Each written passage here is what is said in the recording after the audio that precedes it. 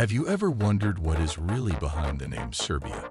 Did you know that there is a place in Europe where past and present collide like in an epic film, and where cultural, social, and economic contradictions give rise to a reality as intense as it is unknown?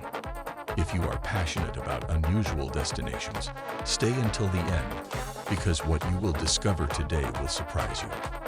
And before continuing, don't forget to subscribe to the channel so you don't miss our unfiltered travels to the most beautiful corners of the planet. You have probably heard of Serbia and Serbs. Over time, this nation has left its mark in various fields. Today, it is located right at the crossroads between the Balkans and Central Europe. Although it is landlocked, it is surrounded by countries such as Hungary, Romania, Croatia, Bosnia and Herzegovina, Montenegro, and Bulgaria. Serbia does not recognize Kosovo as an independent state, but considers it an integral part of its territory. With an area of almost 89,000 square kilometers, Serbia is quite large compared to many other Balkan or even European countries. Its capital, Belgrade, is the heart of the country and is home to nearly 2 million people, almost a third of the total population of around 7 million. Understanding Serbian history helps to understand its present. The Serbs came to these lands in the 7th century as part of the great family of South Slavic peoples. For centuries, they formed kingdoms and principalities and adopted Christianity in the Middle Ages. The clash with the Ottoman Empire profoundly marked their history. They remained under its dominion until 1878, when they regained independence with the Treaty of Berlin. In the 20th century, Serbia was the protagonist of key conflicts. The assassination of Archduke Franz Ferdinand by a young Serb named Gavrilo Princip in 1914 started World War I, in which more than 1 million Serbs died. After the war, the Kingdom of Yugoslavia was founded, which unified several Slavic nations. Decades later, with the collapse of Yugoslavia, Serbia went through several phases until, in 2006, following the independence of Montenegro, it returned to being a fully sovereign state. In 2008, Kosovo declared its independence, but Serbia still does not recognize this separation. The border is currently protected by NATO forces.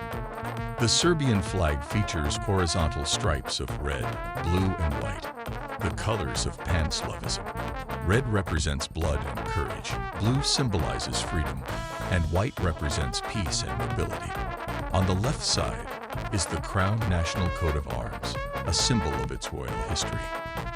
Today, Serbia is among the 20 countries with the greatest military power in the world. Its army numbers around 20,000 active soldiers, more than 200 tanks, and around 50 fighter planes, most of them of Soviet and Yugoslavian manufacture. In the Balkans, its military power is one of the most remarkable. The Serbian language can be written in both the Latin and Cyrillic alphabets, the latter being the official one.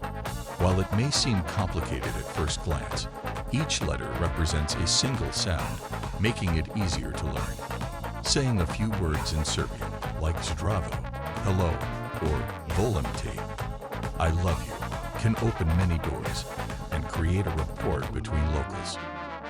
And here I ask you who are watching this video, would you dare to live in Serbia, even for just a few months? What do you think about this balance between modernity and tradition? Leave us your comment, because we are interested in your opinion and want to read it. Serbian names often have a poetic and familiar meaning. It is common for siblings to share the same initial, such as Marko and Marija or Tijana and Tomislav. Many names reflect Slavic and Christian heritage, such as Miroslav, which combines peace, and Slavic, or Bogdan, Luka, Stefan, and Katarina. Serbia uses the Serbian dinar as its currency. With a 2,000 dinar note, you only get about 17 euros and change. Among these, for example, Nikola Tesla, one of the nation's greatest prides. In Belgrade, there is a museum dedicated to him, and even the airport bears his name. One of the most iconic streets in Belgrade is Knez Mihailova, filled with shops, cafes, and centuries-old architecture. Although today it is a pedestrian area. In the past, cars and even cattle passed through here. Nowadays, street musicians liven up every corner and popcorn stands are a constant presence.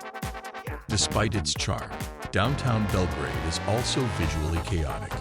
Tram and Metrobus cables make it difficult to take clear photos of its historic facades. However, the underpasses are well maintained, making it easy to cross the road safely. Thanks to the city's compact size, getting around is very easy, and for a year now, public transport, including buses to the airport, has been completely free. Taxis can be expensive, especially from the airport, and there is no Uber, but there is a local app called Cargo. Many people prefer the city bus number 72, which offers a free ride between the city center and the airport. On the street, the cars tend to be modest, mostly Skodas, and since the Yugo was discontinued, there has been no Serbian brand. Belgrade does not have a metro and most travel is done by bus, Metrobus, or white taxi. The Sava River divides the city. To the south, everything is touristic, with life, cafes, and monuments. To the north, instead, there are concentrated offices, factories, and large buildings dating back to the Yugoslavian era. There is also a strong Chinese presence in this area, with flags, hotels, and restaurants reflecting bilateral ties. A surprising local custom is that of being able to drink water from public fountains in complete safety. However, inside homes, tap water is often highly chlorinated. To avoid this inconvenience, it is better to opt for mineral water, especially the one in glass bottles. In supermarkets like Maxi, prices are affordable. With €1 or €2, you can buy basic necessities like milk, pasta, or meat. Beer costs less than €2, and a good meat dish, such as cevapi or pljeskavica, can cost between €3 and €5. Belgrade's nightlife is lively. There are neighborhoods like Skadarliđu, where young people and tourists meet to enjoy live music, dancing, and unique experiences. If you prefer something more relaxing, you can walk along the Sava River, admire the sunset, or simply sit in a bar with an unparalleled view. Contrasts are everywhere. Serbia is not part of the European Union, but Serbian citizens can travel freely to many countries without a visa. Additionally, much of the young population speaks English, which makes getting around the country very easy. Despite all this, Serbia remains an underrated destination, where its recent history and the resilient spirit of its people offer a very authentic experience.